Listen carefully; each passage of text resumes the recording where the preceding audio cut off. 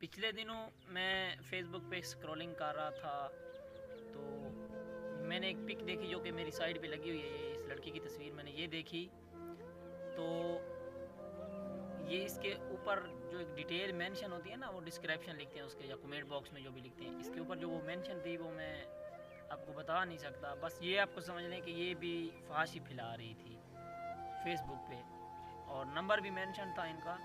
تو پھر نمبر میں نے نوٹ کیا ہے اور میں نے کال لگائی ہے، اور انہوں نے مجھے ایک ریٹ لسٹ دی ہے، جسے ریٹ لسٹ کہتے ہیں نا. اس لڑکی کی انہوں نے ریٹ لسٹ دی ہے.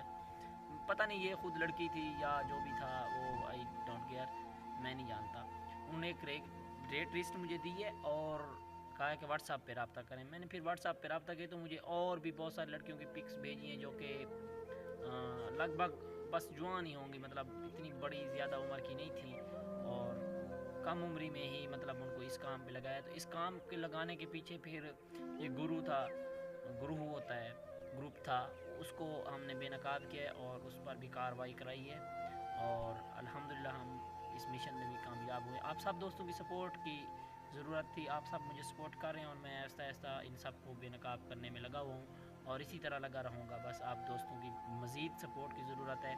میرے چینل کو سبسکرائب کر دیں اور میری ویڈیو کو لائک کر دیں، شیئر بھی کر دیں تاکہ یہ فحاشی